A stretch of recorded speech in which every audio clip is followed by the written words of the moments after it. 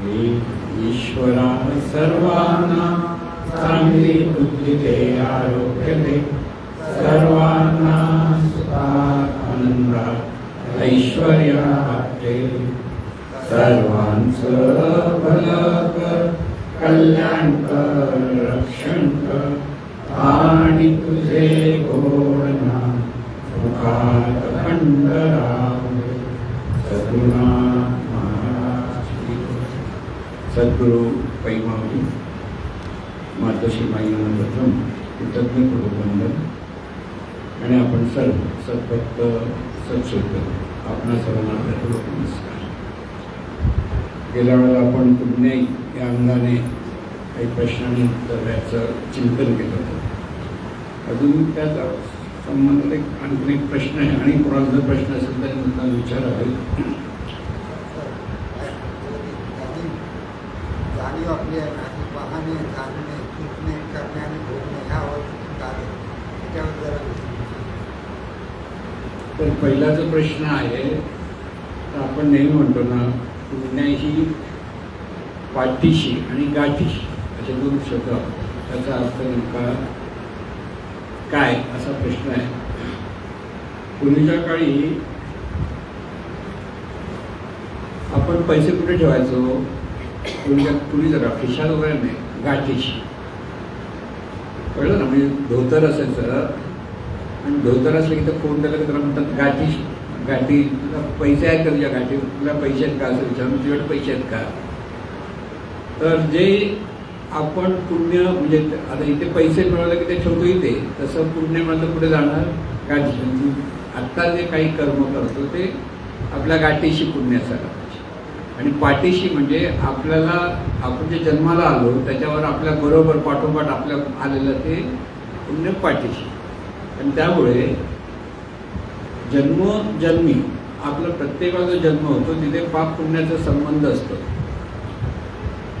आणि हा पाप पुण्याचा संबंध कसा आहे हे कळत नाही, पण त्याचे परिणाम आपल्याला नेहमी लक्षात येतात. आता मनुष्य देह प्राप्त होणं हे सर्वसामान्य पुण्य असं त्याला मनुष्य देह मिळतं. आणि बाकीच्यांना तर मग पशुचा जन्म वगैरे मिळतो. पण आता जर बघायला गेलं की मी जिथे राजभवनला जातो तिथे गव्हर्नर त्यांच्याकडे एक कुत्रा होता. त्याच्यासाठी एअर कंडिशनर रूम होता. त्याला खायला प्यायला सगळं मोकळं होतं. त्याला सांभाळणारा एक माणूस होता. त्याला अजिबात काही होता कामा नये काळजी घ्यायची. ही जी काळजी घेणं हे सगळं काय होतं? त्या कुत्र्याचं पुण्य होतं. पण पुण्यवान होता मग माणूस का नाही झाला असा प्रश्न येतो. म्हणून पुण्याचं अर्थ कर्माच्या अंगाने जे पुण्य मिळतं त्या पुण्यातून जन्म येणं, त्याचं कोणत्या टाईपचं पुण्य किंवा कुत्रा किंवा मांजर झालं तर काही मांजरी एवढ्या लाडा होतात, घरातल्या घरात फिरत असतात, सगळं काय करतात, त्याला कसली काळजी नसते. म्हणजे उद्याची काळजी नसते, पूर्वी काय झालं ह्याची काळजी नसते. मस्त खातात पितात झोपतात सगळं काय करतात.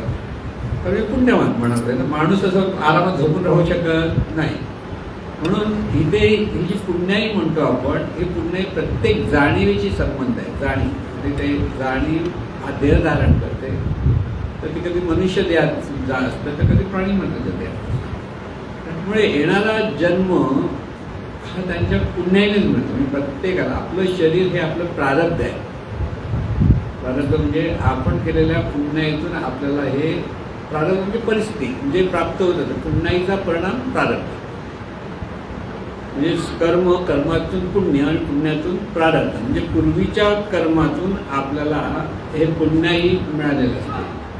आणि ही जी पुण्याई मिळते त्याच्यातून आपल्याला हा मानवी देह मिळालेला आहे.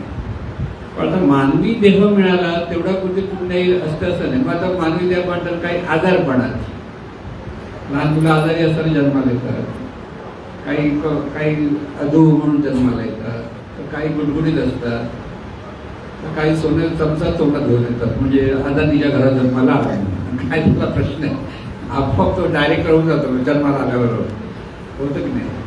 म्हणजे ही सगळी पुण्याई आहे त्यांच्याकडे. त्या पुण्यातून हे सगळं मिळतं. आणि म्हणून मनुष्य देह अधिक चांगली परिस्थिती असं म्हटलं आता ज्ञानेश्वर माऊली जन्माला आले, पुण्यवान होते की नव्हते? अतिशय पुण्यवान, पण ते ज्ञानाचं ऐश्वर्य त्यांच्यात आलं. कळलं?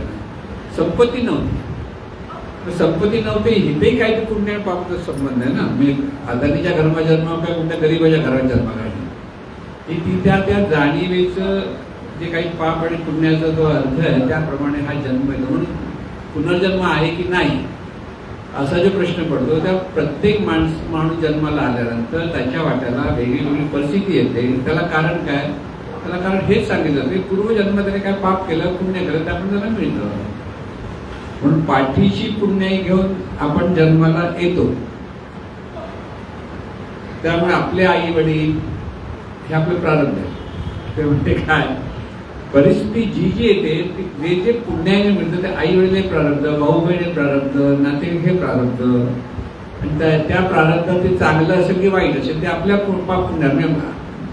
आता सगळेजण आपल्यापाशी चांगले वागतात म्हणजे ते आपलं प्रारब्ध असतं खरं. पण त्याच्यातून परत त्या शुभ प्रारब्धात आपण जर सत्कर्म करत असू तर त्या पुण्याने शुभ नियती तयार होते आणि अधिक अधिक चांगल्या गोष्टी. पाप पुण्याचा अर्थ एक लक्षात ठेवा की ते सत्कर्म करणं हा सर्व गोष्टी उपाय. आता पाठीशी पुण्य घेऊन आपण आल्यानंतर जे मिळेल ते तुमच्या हातात नाही, त्या पुण्याप्रमाणे ते मिळेल. जन्म कोणता व्हायचा आहे, कुठच्या परिस्थितीमध्ये जन्म व्हायचा आहे, कसं व्हायचं आहे असं म्हणतो नाही. एखाद्याला आपण म्हणतो अगदी गरीब घरात जन्माला पण अचानक खूप संपत्तीचं वारसा कुठेतरी मिळते, पटकन मिळते. हे सगळं पुण्याईचा प्रकार असतो, पुण्याईचा प्रभाव म्हणतो आपण. आणि त्यामुळे इथे आपल्या हातात काय, आपल्या हातात कर्म करणं हे हातात. म्हणजे ह्या सगळ्याचा हिशोब काय आपण बघायचा, जन्म कसा हो काय हो झाला तर झाला आता, पण आपल्या आयुष्यात आपण अधिक अधिक सत्कर्म करीत राहिलं पाहिजे. हा त्याचा मागचा अर्थ लक्षात ठेवायचा की सत्कर्म केला तरच त्याच्यातून जी पुण्य निर्माण होतील, त्याच्यातून जी शुभ नियती निर्माण होते. शुभ नियतीने आपल्या जीवनात अधिक अधिक चांगल्या गोष्टी प्राप्त होतात. म्हणजे सद्गुरू मिळणं हे सुद्धा पुण्याचा भाग. अदानीच्या घरात जन्माला आलेलं मूल असेल तर त्याला सद्गुरू मिळत नाही हे त्याचं पाप आहे, पण पुण्य मिळणं हे म्हणजे सद्गुरू मिळणं हे पुण्य. म्हणजे कसा पाप पुण्याचा अर्थ आपल्याकडे लक्षात घेता येईल, लक्षात ठेवा. आणि म्हणून इथे आपण पाठीशी पुण्याई घेऊन गेल्यानंतर ह्या आयुष्यात आपण जे कर्म करतो त्याच्यातून आपण गाठीशी पुण्याई जमा करतो. आणि ही पुण्याई जरी भरपूर जमा केली तर पुढच्या जन्मात ती पाठीशी होऊन तुम्हाला पुढचा जन्म प्राप्त. पण हा असा पाप पुण्याचा सगळा खेळ आपल्याकडे चाललेला असतो आणि ह्याच्यातून आपलं सगळं जीवन चाललेलं असतं. आता हा दुसरा प्रश्न जो आहे म्हणजे की जाणीव. ही जाणीव म्हणजे नेमकं काय हे पहिलं लक्षात आलं पाहिजे. जाणीव म्हणजे काय, तर जाणीव याचं सरळ उत्तर जाणीव म्हणजे आपण, म्हणजे मी म्हणते ती जाणीव.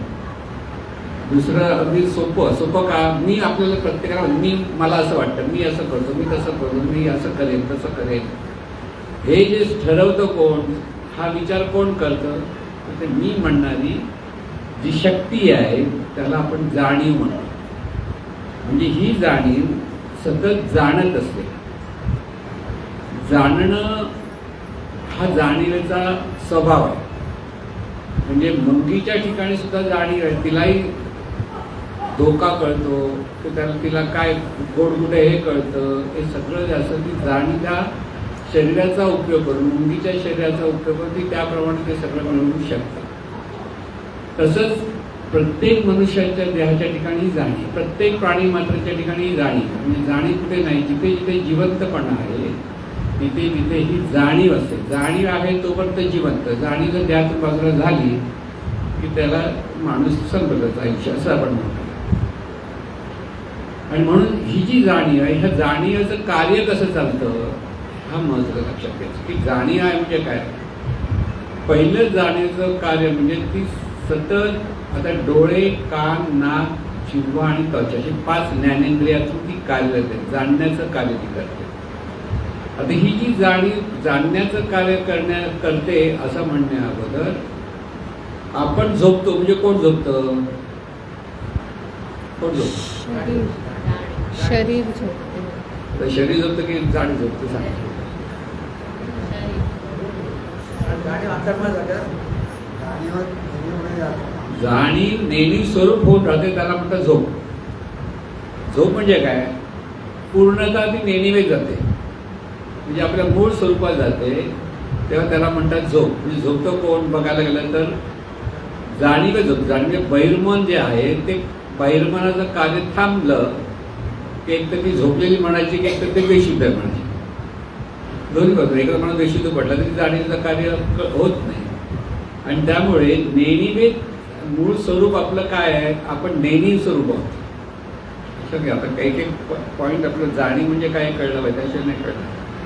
ही जी नेणीव स्वरूप जाणीव, नेणीव स्वरूप म्हणजे सहज कार्य तिचं होतं, जे परमेश्वराचं सहज कार्य होत आहे. परमेश्वरामुळे सगळी विश्वनिर्मिती होते आहे, काही काळ स्थितीला राहते, त्याचं लय पावतं. हे त्या अनंत स्वरूप चैतन्य शक्तीचं कार्य, तीच अनंत स्वरूप जाणीव आहे. आणि ही जी अनंत स्वरूप जाणीव आहे तीच अनंत रूपाने प्रगट होते.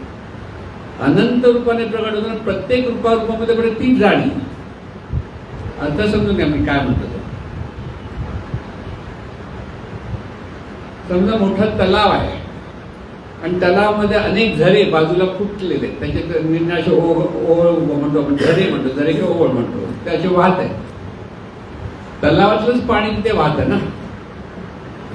म्हणजे आता जर आपण म्हटलं की त्याला आपण झरा म्हणतो आणि तलावातल्या पाण्याला तलाव म्हणतो, फक्त पाण्याच्या दृष्टीभावातून आहे दोन्ही एकच. तलावातलंच पाणी वाहतं, त्याला आपण झरा म्हटलं. म्हणून पाहण्याचं म्हणजे आता झरा म्हणजे थोडासा वाहणारा पाणी त्याला झरा म्हणतो, आणि स्थिरपणाने राहिलेलं आहे ते त्याला आपण तलाव म्हणतो, मोठा तलाव असतो. तसं अनंत स्वरूप जाणीव म्हणजे मोठा तलाव. आणि हे अनेक झरे फुटलेले आहेत, म्हणजे ही सगळी पशु पक्षी माणसं सगळी जे जे आहेत ते त्याच तलावातले झरे आहेत. म्हणजे तेच पाणी प्रत्येक रूपामध्ये, म्हणून तत्वमसी याचा अर्थच तो आहे. ते जे अनंत स्वरूप जाणीव आहे तीच प्रत्येक देहातून प्रगट आहे. हा वेदांनी लावलेला मोठा शोध, म्हणजे महाराजांनी म्हणतोय हा शोध लागणं म्हणजे जगातला सर्वात भला मोठा शोध, त्याच्याकडे मोठा शोधच नाही आहे. आणि तो सर्वसाधारण माणसाला कळण्याच्या पलीकडे, की परमेश्वराचा शोध अनेक धर्मातील अनेक मोठ्या मोठ्या लोकांनी घेतलेला आहे, पण तो परमेश्वर आणि आपण याचा जो संबंध आहे तो बऱ्याच लोकांच्या लक्षात आलेला नाही आहे. म्हणजे अनेक धर्मपंथामध्ये वेगळी त्याला प्रत्येकाने आपापल्या परीने त्याचं एक त्याला दर्शन म्हणतात. आता वेदामध्ये अशी दर्शन आहे की ऋषीमुनीसारखे जीवन कसं चाललं आहे हे काढल्याचं त्याचा एक ठोकताळ ते सांगतात, किंवा अमुक एका पद्धतीचा ते विचार सांगतात, त्याला दर्शन म्हणतात. तसं अनेक धर्मामध्ये दर्शन आहे. पण तिथे अनेक धर्मामध्ये कसं आहे, आता जर ख्रिश्चन धर्मामध्ये म्हणजे माणूस जन्माला काय येतो तो पापी असतो म्हणून जन्माला आहे, खरोखर सांगतो. आणि त्यामुळे प्रत्येक माणसाला वाटतं तो पापी आहे, म्हणजे तिथे नकारात्मक दृष्टिकोन तसा असतो. त्याच्यातून ते जीसस काहीचं शरण केले की मग तो तुमचं पाप तुमचं संपुतामुळे तुम्हाला पुण्य प्राप्त होते, ह्यासाठी त्यांच्याकडे ती प्रार्थना असते, सगळं असतं. एक थोडंच आहे, आणखी खूप बऱ्याच गोष्टी असतील. दुसऱ्या धर्मामध्ये पण असंच आहे. आता पारशी धर्मामध्ये अग्नी ही देवता पकडलेली आहे, मग अग्निदेवतेला मागणं घातलं. मुस्लिम धर्मामध्ये निराकार परमेश्वर म्हटलेला आहे, पण त्याचा एकच आहे की आपण ही माणसं मेल्यानंतर काही काळ तिथे राहणार आणि काही काळाने ते परत त्यांना उभं काळामध्ये त्यांना शिक्षा मिळणार काय अग्नी धर्मामध्ये. म्हणजे असे निर्णय सिद्धांत मांडले. पण हा परमेश्वर आणि आपण म्हणजे तो परमेश्वरच सर्व रूपाने प्रगट आहे, हे फक्त वेदाने मांडलेले सिद्धांत. त्यामुळे आपण जे आहोत तेच परमेश्वराचं. आता जसं झरातलं पाणी आणि तलावातलं पाणी एकच, पण तलावातल्या पाणीचं जे सामर्थ्य आहे ते झऱ्यातल्या पाण्यामध्ये नाही आहे. झऱ्याला तेवढं तो वाहत राहतो त्या पद्धतीने. अर्थात त्याचं सगळं सामर्थ्य तलावाच्या पाण्याचं जी शक्ती आहे ती त्या झऱ्यातल्या शक्तीला मिळते, तेवढा पोचपुली किती वाहतं कमी वाहतं त्याच्यावर अवलंबून असतं.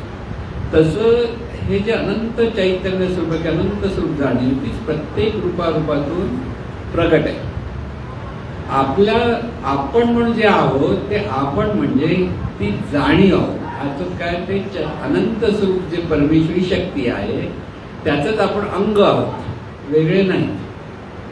तिथे जसं ती जाणीव जाणते नेणी स्वरूप, तसंच आपल्याकडे आपणही नेणी स्वरूप आहोत मुळात.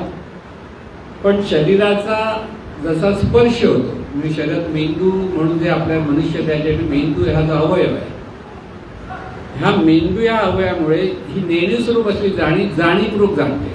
ट्रान्सफॉर्म म्हणजे मोठा शोध करत त्या जाणीवेचा शोध की जोपर्यंत मेंदूचं कार्य व्यवस्थित चालतंय तोपर्यंत जाणीवेचं कार्य व्यवस्थित चालतंय. मेंदूमध्ये केंद्र जर बिघडली, लक्षात घ्या, मेंदूमध्ये बयामानं काही माणसं विसरतात, तर काही वेळांना सगळीच केंद्र असतात ती जिवंत असतात पण त्यांना काही कळत नाही, नुसते बघत बसतात. हे सगळं जे होतं ते मेंदू जोपर्यंत शाबूत आहे तोपर्यंत मेंदू आपला शाबूत राहायला पाहिजे. परमेश्वराचं कार्य म्हणून आपण अंतर्च्या ज्योती पुस्तकात मेंदू किती महत्वाचं ते सांगितलं की मेंदूसाठी सगळं शरीर तयार झालं. मेंदूला प्राणवायूची आवश्यकता असते म्हणून श्वसन संस्था निर्माण. श्वसन संस्था म्हणजे तिथे फुफ्फुस आली, नाक आलं, श्वासनलिका आल्या, सगळं. त्या मेंदूला ग्लुकोज हवं म्हणजे तिथून अन्नतत्व म्हणजे पचन संस्था आली. ते पचन संस्था हे सगळं अन्न मिळवण्यासाठी हातपाय आले, हालचाल आले. म्हणजे सगळी शरीराची रचना ही एका मेंदूसाठी झालेली. कारण हा मेंदू जोपर्यंत आहे तोपर्यंत ही जाणीवपूर्वक जाणू शकते, जाणीवपूर्वक कार्य करू शकते. म्हणून मेंदू ज्याचा जितका तल्लक त्याला म्हणतो आपण हुशार माणूस. त्याची हुशार म्हणून लोकमान्य टिळक असं म्हटलं तर खरं खोटं माहीत नाही, पण लोकमान्य टिळक वारल्यानंतर इंग्लंडचे काय लोकांनी लोकमान्य टिळकांना म्हणून मेंदू घेऊन घेतले, कसा एवढा हुशार कसा म्हणून. आख्यायिका आहे की काही कल्पना नाही आहे, पण ते इतके हुशार होते की त्यांना सगळ्या गोष्टीचं ज्ञान व्यवस्थित होतं. तर हा जो मेंदू आहे प्रत्येक माणसात त्याचा फक्त आपण 20% भाग वापरतो. तुम्ही जर 50% वापरता काय तुमची अवस्था असेल ते तुम्ही समजून घ्या. पण आपल्याला वापरता कसा येत नाही माहीत नाही. फक्त 20% वापरतो म्हणून तेवढं बरं. पण 20%तच बराच गोंधळ घालतो. पण 80% असं राहतो मेंदूचा. तर हे सगळं करणारी ती ही जी जाणीव म्हणजे नुसती साधी गोष्ट नाही, लक्षात ठेवायची, दिव्य जाणीव आहे.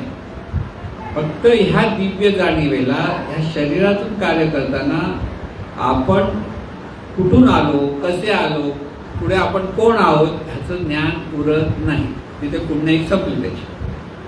आणि त्यामुळे पुढे परत पुण्य मिळवण्यासाठी त्यांनी कर्म केलं पाहिजे. पण त्याला ही जाणीव कशी जीवन जगते, तर मग एका बाजून ती नेणी जाते म्हणजे गाढ निद्रेत जाते, दुसऱ्या बाजून ती स्वप्न पाहते. गाढ निद्रेत तुम्ही सगळं काही डोळे बंद असून सुद्धा सगळं चित्र पाहू शकता.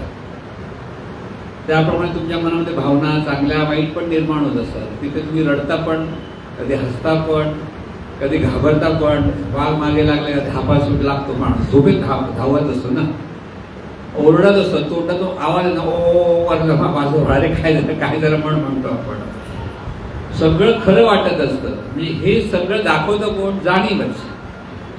ती जाणीवच स्वतःच्या ठिकाणी चित्र निर्माण करते आणि त्या चित्र निर्माण करून त्याला स्वप्न पाहिलं जातं. आणि हे स्वप्न पाहिलं जातं गेल्यामुळे ते स्वप्नावस्था ही एक अवस्था आहे जाणीवची. तिसरी अवस्था म्हणजे ह्या पंचज्ञानेंद्रियाचा उपयोग करून ती सर्व जगाशी संबंध जोडत असते, जगातलं ज्ञान गोळा करते आणि त्या ज्ञानातून पुन्हा कसं जगायचा हा अनुभव प्राप्त करते. म्हणजे त्याला ज्ञान म्हटलं आपण एका बाजूने.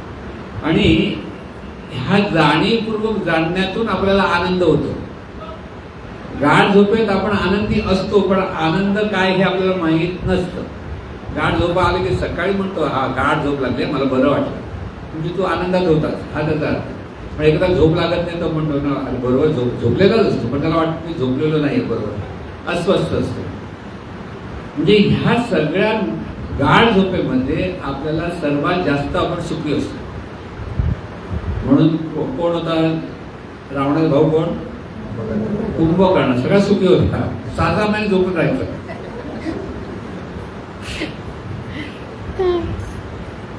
त्याने त्याच्या गोष्ट अशी आहे, त्याने तपश्चर्या केली. ते हे पूर्वीचे राक्षस महाहुशार होते आणि आपले ते ब्रह्म त्याला मूर्ख होते असं वाटायला. कारण हा राक्षस हा काय ते वेडावाकडा करणार हे सगळं माहिती असतं तरी पण ह्या कुंभकर्णाचे तर ब्रह्म हुशार होते. त्याने ब्रह्माकडे मला इंद्रपद पाहिजे असं त्याची इच्छा होती, म्हणतो त्याचं मागणं होतं. ब्रह्माला माहिती हा ब्रह्म.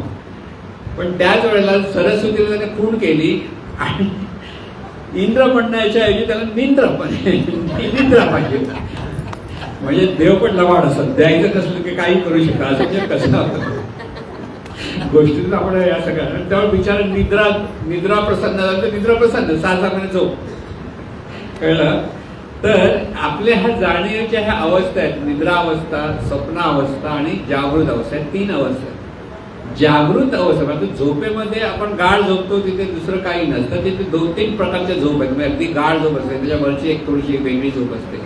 कधी कधी झोपलं तरी झोपल्यासारखं वाटत नाही, आराम मिळत नाही, असं अशी एक झोप असते. आणि दुसरी म्हणजे स्वप्न असतं, झोपेचंच एक पार्ट आणि पार्सल असतं. जागृतीमध्ये मात्र 5ही ज्ञानेंद्रियाचा आपण उपयोग करत आहोत. ही जाणीव आपण म्हणजे जाणीव लक्षात ठेवायचं. म्हणून जाणीवेला शोधायचं कुठे? मी म्हणते ती जाणीव, दुसरं शोधायची गरज नाही. समोर काहीतरी आता बघा एकदा म्हणून पडलाय रस्त्यावर, तो जिवंत आहे काय मेलेलं बघायला काय बघतो आपण? पोट हलत्यानं हा जिवंत आहे असं होतं ना. कधी कधी दारू पण पडलेला असतो कोणतरी, पूर्वी आता हल्ली कमी दिसत पडलेले, काय माहीत नाही का, नाही कारण जास्त सुधारलेलं जाऊन पडायचं पुढे तरी चांगलं कळतं. म्हणून पूर्वीच्या लोकांना पडायचं पुढे कळतं, गटाराकडे पडायचं म्हणून ते गटारी अमावस्या नाव द्यायला. कळलं ना? विचार अमावस्या लावून नाव ठेवलं गटारी अमावस्या, कारण हे गटारात पडायचे म्हणून. लक्षात घ्या. तर इथे जी ही जाणीव आहे, ही जाणीव 5 ज्ञानेंद्रियाच्या द्वारे सतत जीवन जगत असते. पण डोळ्यातून ती पाहते, कानातून ऐकते म्हणजे पण पाहते, नाकातून गंध जाणते म्हणजे पाहते, जिभेतून स्वाद चाकते म्हणजेच पाहते, स्पर्श जाणते म्हणजेच पाहते. म्हणून 5 ज्ञानेंद्रियाने ती पाहते. पाहते म्हणजे व्यापते. लक्षात घ्या, पाहणं याचा अर्थ व्यापणं. आता व्यापते कशी ते लक्षात घ्या. व्याप्त कसं? जसं तुम्ही काळोखामध्ये एक टॉर्च पेटवला, टॉर्चचा प्रकाश समोरच्या भागात जातो, जिथे काही आता झाड आहे किंवा कुठे जंगलात गेला तर झाड असतं.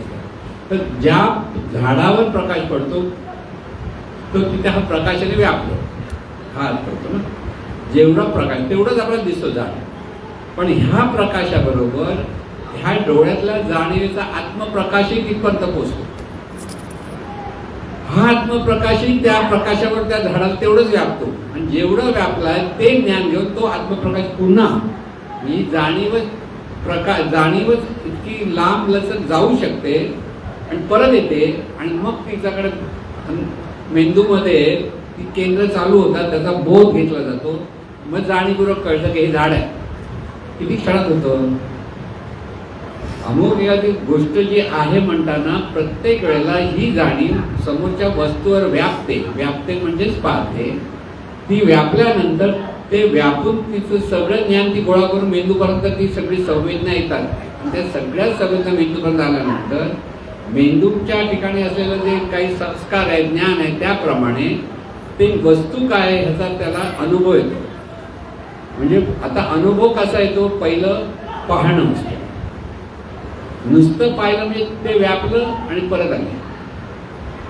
आता नुसती व्यापली म्हणजे ते जे परत आलं त्याचं मग मेंदूमध्ये हे होतं की व्यापलं पाहणं म्हणजे तिथे आपण जाणीव पाहते. पहिलं पाहिल्यानंतर तिथे पाहणारा तिथे ते दिसतं म्हणतं. दिसतं म्हणजे कसं?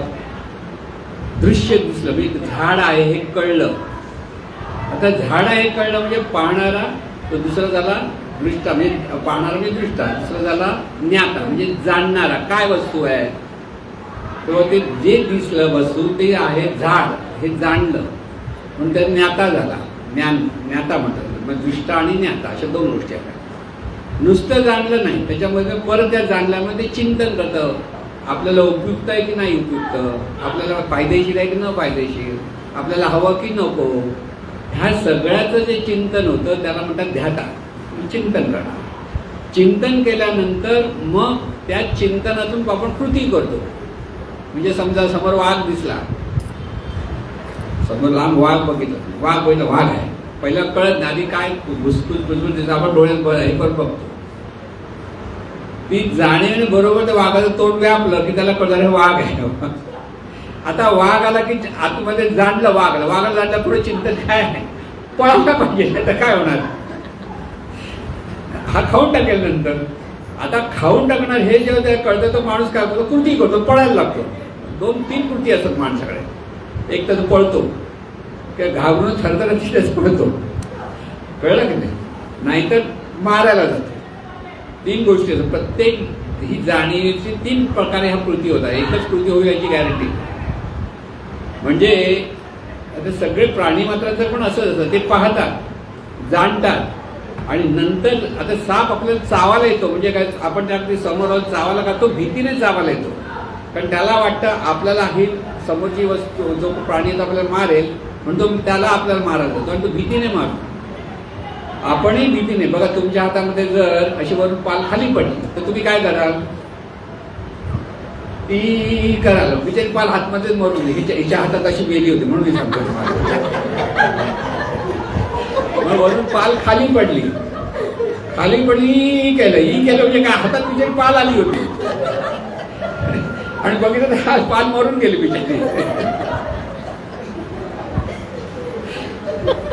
कळलं की नाही. म्हणजे दृष्टा, ज्ञाता, ध्याता आणि कर्ता, करणं होतं.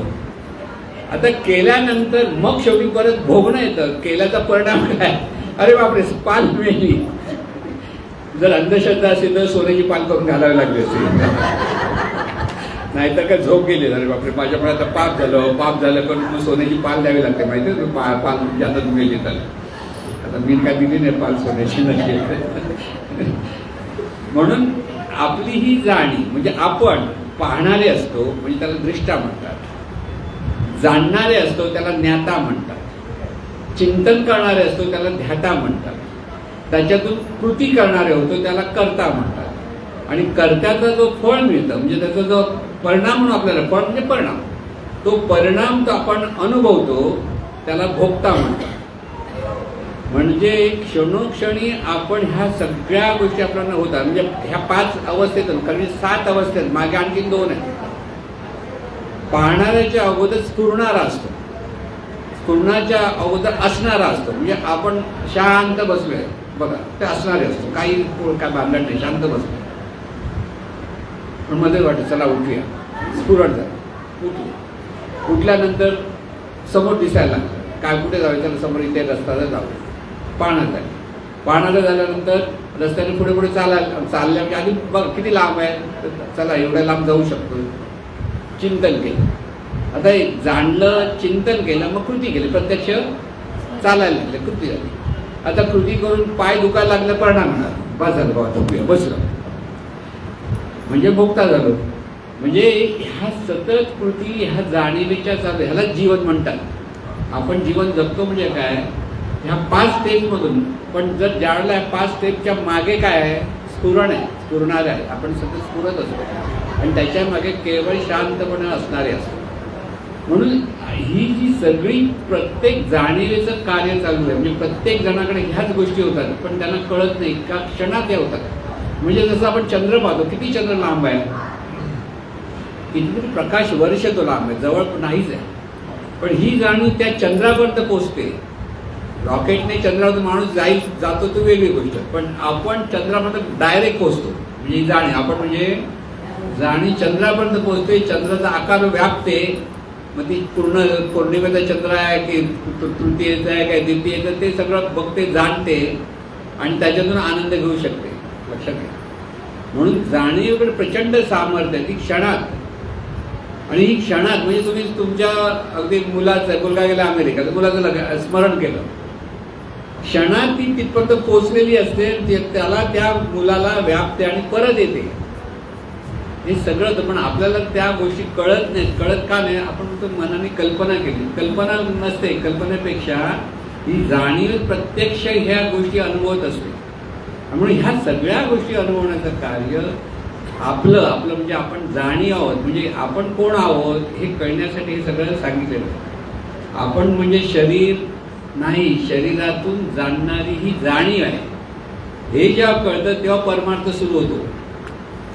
तोपर्यंत परमार्थ सुरू आहे. तुम्ही किती देवाची पूजा करा, अगदी उत्सव साजरे करा, सगळे गणेशोत्सव, कृष्ण उत्सव सगळे करा, त्याला परमार्थ आहे, तो प्रपंच आहे सगळा.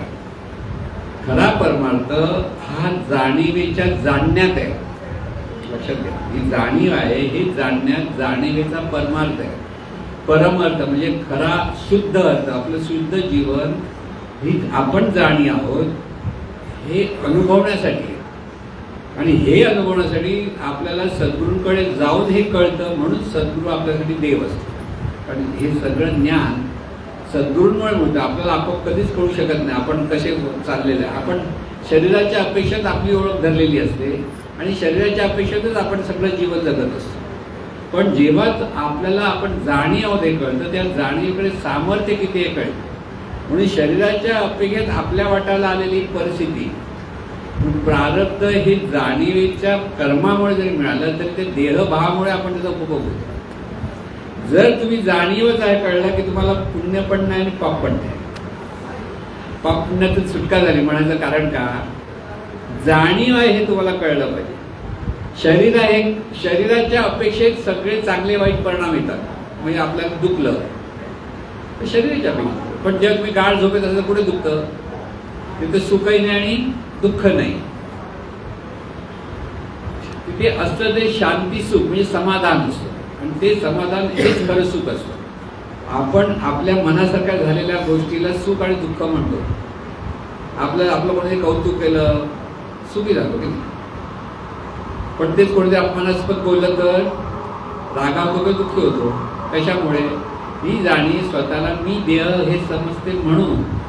म्हणून काम क्रोध लोभ मद मत्सर हे देहभावाचे विकार आहेत. जर जाणीवच कळलं तर आपल्याकडे काम क्रोध मोह मद मत्सर ह्या प्रेरणा रूपाने कार्यरत होतात. म्हणून आपण नेहमी म्हणतो प्रेम भक्ती स्वरूप प्रीती, शांती स्वरूप सहिष्णुता, तृप्ती स्वरूप समाधान, विवेक स्वरूप संयम, विनय स्वरूप सामंजस्य, आदर स्वरूप आपलेपणा हे सद्गुण निर्माण होतात. जर देहभावात असतो आपण तर आपल्याला राग येतो, लोभ असतो, मोह असतो, मद असतो, मत्सर असतो. हे सर्व गोष्टी या जाणीवेचंच कार्य चालतं. म्हणजे जाणीव कशा निरनिळ्या अंगाने कशी कार्य ते बघा. जन्माला येताना सुद्धा या जाणीवेकडे 3 गुण असतात, सत रज आणि तम. म्हणजे जाणीव जन्माला आली तरी 3 गुण असतात. म्हणून काही मुलं जन्मतच रागावतात, तामसी असतात, जरा काय राग भरपूर. काही मुलं खूप शांत असतात. म्हणून सत्व तत्व, सत्तत्व, रजतत्व आणि तमतत्व हे त्रिगुण म्हणतात. त्यालाच देह हे पंचमहातत्व आणि जाणीवेच्या ठिकाणी असलेले त्रिगुण हा मिळून 8 जे आहे त्याला अष्टविधा प्रकृती म्हणतात. म्हणजे ही प्रकृती म्हणजे आपण जे जन्माला होतो ह्या 8 बाजूने आपलं हे जीवन चालू असतं. म्हणजे जाणीवेचं सगळं कार्य कसं चाललं आहे हे आपल्या लक्षात. म्हणजे जाणीव म्हटलं की नुसतं जाणते ती जाणीव म्हणून होत नाही. त्या जाणीवेला आपण जाणता आलं पाहिजे. म्हणजे जाणीवेने जाणायला जाणलं पाहिजे. आपण जाणी आहोत हे सतत आपल्याला लक्षात आलं पाहिजे. ह्याला म्हणतात ईश्वर स्मरण.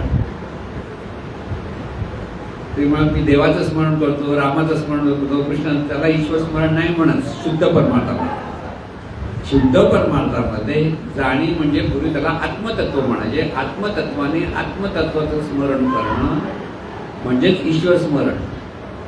म्हणून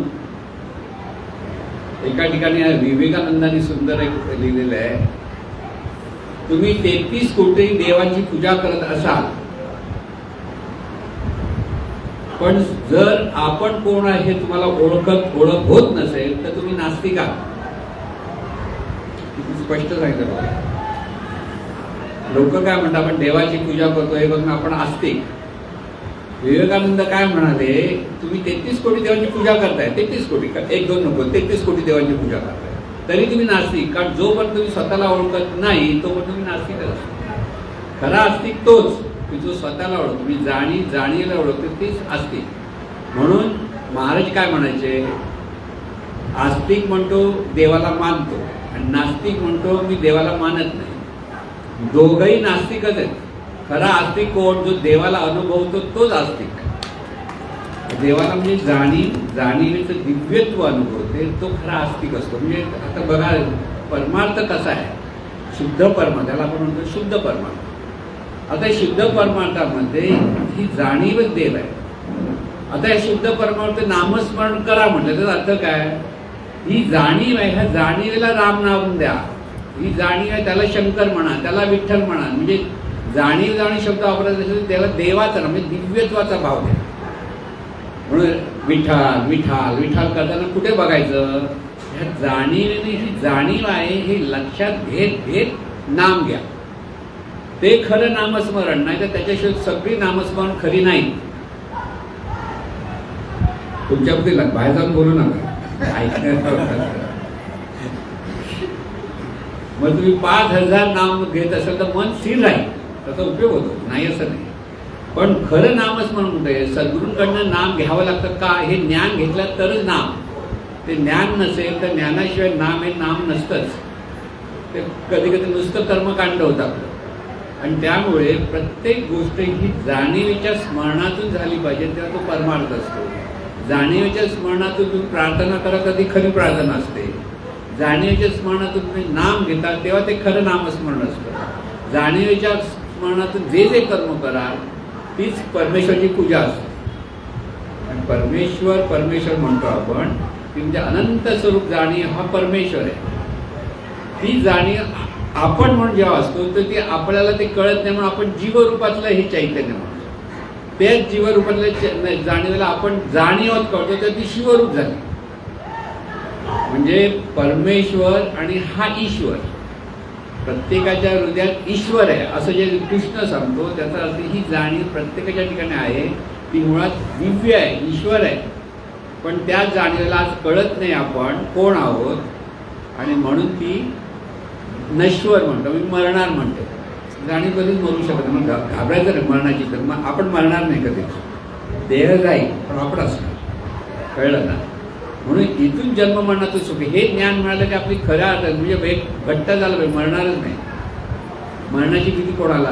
त्याला काही कळत नाही. मरणाच्या सगळं संपलं असं वाटतं. जिथे मरण म्हणून समज जे म्हणता ज्याला म्हणतो त्याचा अर्थ दुसरीकडे तो जन्म झाला. ही जाणीव परत दुसरा देह धारण करून आता त्यामागे पाप पुण्याचा सगळा हिशोब असतो. किंवा मांडून ह्या जन्मात माणूस पुढच्या माणूस होईल का? गॅरंटी नाही. म्हणून जड भरताची गोष्ट, जड भरत पुण्यवान होता खरा. त्याने अगदी प्रेमाने जड भरताला ती हरिण बाळंत होते, वाघाने डरकाळी फोडली, नदीच्या ठिकाणी ती हरिणी होती आणि तिला ते बाळ जन्माला आणि ती मरण पावली आई. तर त्याने बघितलं, भरत ऋषी होते त्या भरतांनी बघितलं, अरे बिचारा एवढं म्हणून त्याने घेऊन आले झोपडीमध्ये. त्याला प्रेमाने सांभाळलं, पोचलं, म्हणजे त्यांचा अगदी प्रेम निर्माण झालं त्याच्यात. जीव जडला म्हणतो ना, तर ते एक सगळं खेळत बसत, त्यांच्या भोवती सगळीकडे असायचं. आता हे करत असताना त्यांची ती त्या हरणाकडे त्यांचं सगळं लक्ष असायचं. शेवटी जीव सोडायच्या वेळेला त्यांना आठवण झाली, अरे माझ्या हरणाचं का होईल? दुसरा जन्म हरणाचा झाला.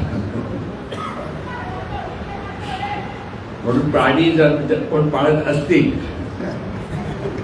कुत्री मांजरी असं म्हणतो आपण ना, ती ईश्वरी शक्ती म्हणून प्राणी पाळा. लक्षात घ्या, मांजर म्हणून पाळायचं नाही किंवा कुत्रा म्हणून नाही पाळा, ती ईश्वरी शक्ती जाणीव आहे. मग हरकत नाही पाळायला. म्हणजे तुम्ही आता हे पाळता ह्याचं काय बाबा, शेवटच्या क्षणी तुम्हाला स्मरण होणार आहे माझ्या, ह्याचं काय होणार? म्हणून शेवटच्या क्षणी जी भासना आपल्याकडे येते, शेवटच्या क्षणी जो विचार तो आकाराला येतो.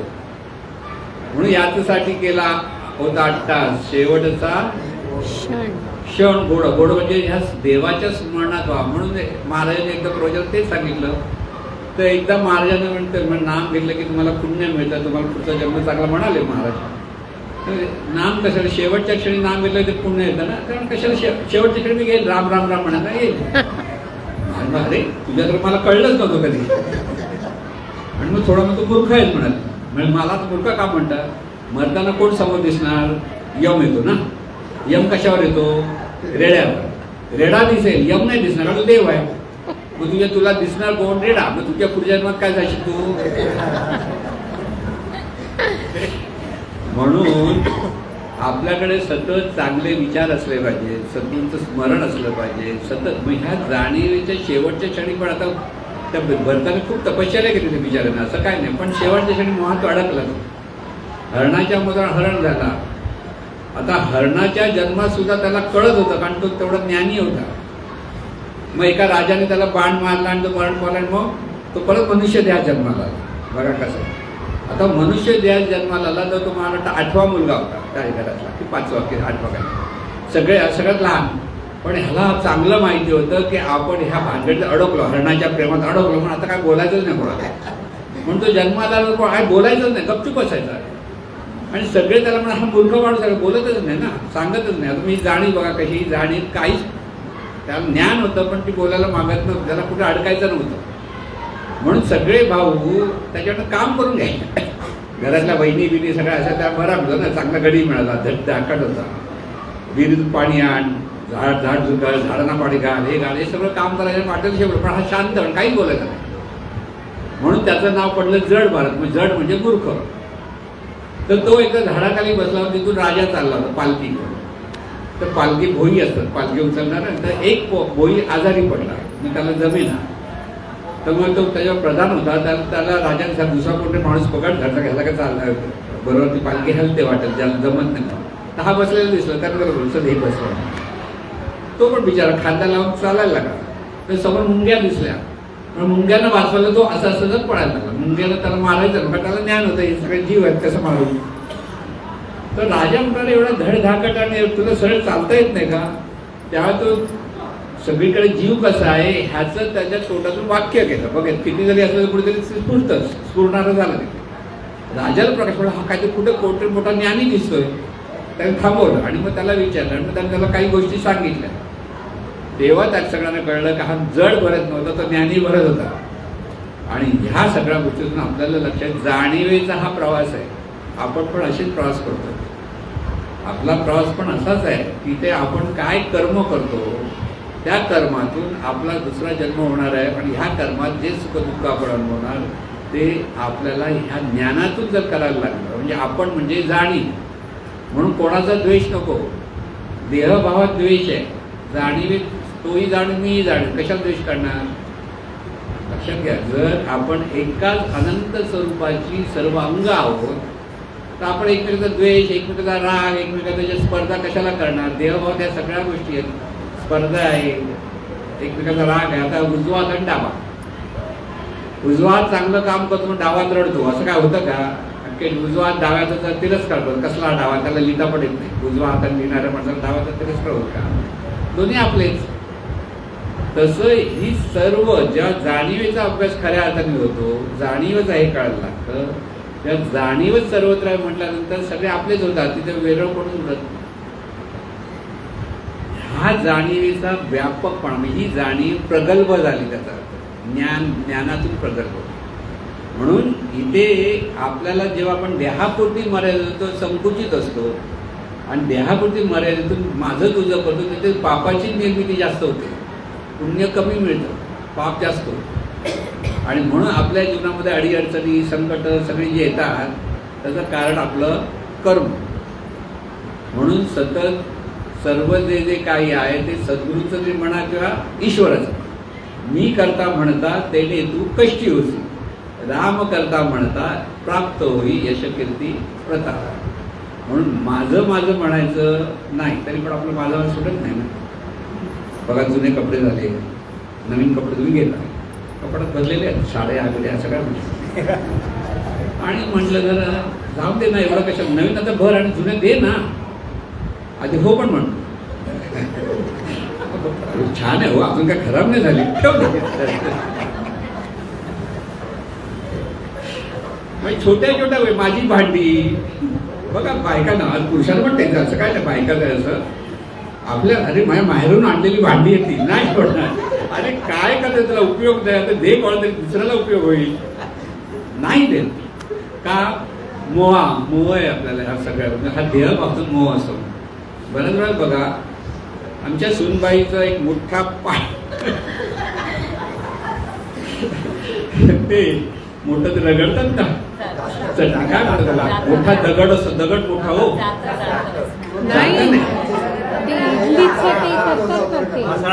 साऊथ इंडियन लोक चटणी बिटणी रगडा हे करा, असे गोल गोल गोल करतात. मोठ्या हॉटेलमध्ये पूर्वी, आता नाही, आता यंत्र आली, पण पूर्वीच्या वेळी असा मोठा असा खोल खड्डा आहे मध्ये आणि मोठा असा एक दगड असा, तो असा घर हाताने धरून फिरवतात. व्यायाम चांगला होतो. तिच्या आईचं आहे, अजिबात काढत नाही. बापानं पुन्हा ठेवून दिलाय, आमच्या बंगल्यावरती ठेवलाय, आमच्या स्टॉकमध्ये. मी एकदा म्हणाले देऊन टाकूया. बोलवा नको रे बाबा, नको देऊ, तुझी आईचं आहे, माहेरचं आहे ना, उपयोग काही नाही.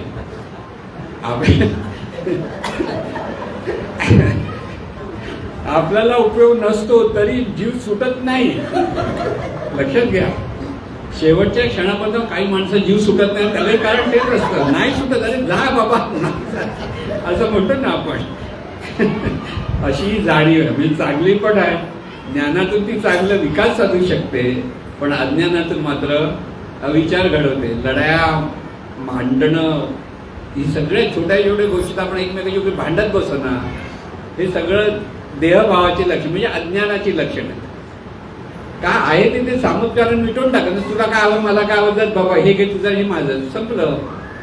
मला एवढंच पाहिजे, मला तेवढंच पाहिजे, ते जेव्हा माणसं अडकतात, आणि त्यामुळे ही दिव्य असलेली जाणीव अधोगतीला जाते, लक्षात घ्या. म्हणजे तुम्ही बघा, कुत्रे आहेत तुमच्या जवळचे जरी असले तर एका ठिकाणी अन्न ठरले, सगळे एकमेकावर भुकतात. पाहिजे मलाच हवं म्हणून दुसऱ्याला हाकलून द्यायला लागतं. बघा तुम्ही कसं. कुत्र्यांमध्ये पण आहे, वाघामध्ये, वाघ जर दोन वाघ असले, अगदी भाऊ भाऊ असले तरी खायचं असलं की तो गुरगुरतो, दुसऱ्याने हातच ना, पहिलं मीच खाणार. माणसंही तशीच वागतात, पहिलं मलाच हवं, नुसतं मला हवं. माणूस त्याच्याकडे ग्रेट आहे, तुझं पण मला हवं. म्हणजे जाणीचा विकास आहे की अधोगती आहे, लक्षात घ्या. हे सगळं ईश्वरच आहे हे जोपर्यंत माणसाला कळत, म्हणजे ह्या जाणीवेला कळत नाही, लक्षात. ही जाणीव जी अनंत स्वरूपाची जाणीव आहे, त्या जाणीवेचा आपण अंग आहे. म्हणजे अनंत स्वरूप सांगायला तर मी करतो नाही सांगत, मग तू कशात मी करतो म्हणा, तुझ्यामुळे होतच नाही, कळलं की नाही. म्हणून जाणीवेचा हा सगळा प्रवास आहे, लक्षात. प्रत्येक माणसाचं जीवन हे त्या त्या जाणीवेचा प्रवास असतो, आणि हे जाणीवेच्या प्रवासात त्याला भेटणारी सगळी माणसं, चांगली वागणारी, वाईट वागणारी, हे त्याचं प्रारब्ध असतं. पूर्वजन्मात केलेल्या कर्माप्रमाणे कोणी मदत करतं, कोणी अचानक मदत पण करतं. आपण अरे काय देवासारखा भेटला, पण ते तुझं पुण्य होतं, ते कुठे उपयोग पडला म्हणून झालं. आणि एखादा माणूस मदतच करत नाही, जरी मदत करू शकत नाही तरी करत नाहीत, असंही होतं. म्हणून इथे ज्ञान महत्वाचं आहे. ज्ञान कोणतं? हे पारमार्थिक ज्ञान, ह्याला ज्ञान म्हणजे पारमार्थिक, म्हणजे जाणीवेचं ज्ञान. खरं ज्ञान ह्यालाच म्हणतात. पाहावे आपणासी आपण, या नाव ज्ञान, असं जे सांग. आपणाशी आपण म्हणजे शरीराला शरीराने पाहायचं नाही, आपण जाणी आहोत हे पाहणं, जाणणं, चिंतन करणं, कृती करणं, आणि त्याच्यातून हा जाणीवेचा सगळा आनंदाचा भोग घेणं हे आपल्या हातात आहे. आणि हे आपण करू शकतो. हे जेव्हा आपल्याला कळतं तेव्हा उगीच नको तिथे धावाधाव करत नाही, चार धाम करावं लागत नाही, काशी यात्रेला जायला गरज नाही, कुठे जायची गरज नाही. जिथे आहे तिथेच जाणीवेचं सगळं ज्ञान प्राप्त झालं की सगळं दिव्यत्वाची अनुभूती तिथे. म्हणजे जाणीवच तीर्थक्षेत्र आहे, आणि तीर्थक्षेत्राला जायचं ते जाणीवच जायचं, म्हणजे स्वतःला अनुभवायचं आहे. हे जेव्हा कळतं तेव्हा बाकीची कर्मकांड आपोआप सुटतात. म्हणून संतांनी कधी कर्मकांड केली नाही, आपल्या सदरून कधीच कर्मकांड केली नाही. जे आहे ते ज्ञान त्यांनी आपल्याला हे सगळं दिलेलं आहे, आणि त्याचा आपण उपयोग केला पाहिजे. लक्षात ठेवा, हे सगळं ज्ञान हे ज्ञान आहे की आपण कोण हे स्वतःला प्रश्न विचारतात. तेव्हा आपण विसरणार. माझं तुझं हे आपला देहभाव इतकी सवय झाली आहे, अंतर्मनात ते मुरलेलं आहे. जरी आज आपल्याकडं आपण जाणी आहोत तर थोडा वेळ आपण विसरतो, आणि तुझं माझं चालू होतं. तिथे सावध राहायचं, तिथे सतत लक्ष ठेवायचं. हे सगळं जीवन परमेश्वराचं आहे, माझं म्हणून कोणच नाही आहे. ती शक्ती ह्या देहातून कार्यरत असल्यामुळे शरीरही त्या शक्तीनेच बनवले आहेत. तुम्ही कुठून निर्माण झालात काहीच माहीत नाही. हे सगळं शक्तीचं कार्य आहे, आणि त्यामुळे हे सगळं परमेश्वरी शक्तीचं कार्य. म्हणून जेव्हा आपल्या स्वतःकडे पहा, समोरच्यांकडे पहा. म्हणून नवरा बायको, नवरा हुशार करणार नाही, ती पण जाणीव तू पण जाणीव, फरक काहीच नाही. दोन्ही बाजूला समत्वाने पाहून एकमेकाचा सन्मान केला तर तिथे आनंद आहे. तिथे आपण उगीच, आता आपल्याकडे पुरुष प्रधान संस्कृती म्हणजे जरा पुरुषांची जास्त हुशारी असते सगळीकडे ना, आणि त्याचा फायदा घेतो पुरुष. जेवण कोणी करायचं? बाईनेच केलं, पुरुषांनी पुढे जेवण करतात. आणि खायला आवडीने कोण खातं? पुरुष खाणार, त्याला पाहिजे ते तू दे. ही पुरुष प्रधान संस्कृती आहे. आसाममध्ये स्त्रीप्रधान संस्कृती आहे. त्या भागामध्ये ईशान्य भारतामध्ये स्त्री मुख्य असते, पुरुष नाही मुख्य. तिथे मुलगी लग्न करते ते नवरा मुलगा मुलीकडे राहायला येतो उलट, पण त्याला म्हणतात स्त्री प्रधान संस्कृती आहे. तिथे स्त्री महत्वाची, घरातली मुख्य स्त्री असते ती महत्वाची असते आणि त्या बाकीच्या तिला मान असतो. हत्तीच्या कळपात हत्ती मुख्य असते, हत्ती मुख्य नसते. हत्ती फिमेल हत्ती, तर ती मुख्य असते. कधी पण बघा, म्हणजे ही कशा ह्या गोष्टी जीवनामध्ये, आता हे सगळं जाणीवेचंच प्रांत आहे. मी हे सगळं सांगतो का मी, ते जीवनामध्ये ह्या सगळं ह्याचं लक्षात काय घ्यायचं, हा मोठा आणि तो मोठा काहीच नसतं. ज्याला ज्ञान होतं त्याला सगळे आपल्या समानच असतात आणि समत्वाने आपल्याला सगळ्यांकडे पाहता येतं आणि समत्वाने सगळ्यांची चांगलं कर्म करून वागून आनंदाने राहता येतं. म्हणून आनंदाने राहण्यासाठी खूप काही मोठं करावं लागत नाही. एकमेकाशी आपण चांगले संबंध ठेवून एकमेकाला सुखी करण्यात सुखी जीवनाची गुरु केली आहे. हे जे सगळं सांगतं त्याचा अर्थ हे सगळं जीवन असं चाललेलं आहे. आता जाता जाणीव हे लक्षात ठेवा. पुढच्या मंगळवारी आल्यावर लक्षात राहतं का बघा, नसेल तर बरोबर आठवडाभर हा अभ्यास केला पाहिजे आणि त्या अभ्यासाचं आपलं जीवन आनंदाने जगता येईल. सद्गुरुनाथ महाराज. हे ईश्वरा सर्वांना चांगली बुद्धी दे, आरोग्य दे, सर्वांना सुखात आनंदात ऐश्वर्यात ठेव. सर्वांचं भलं कर, कल्याण कर, रक्षण कर आणि तुझे गोड नाम मुखात अखंड राहू दे. सद्गुरुनाथ महाराज की जय.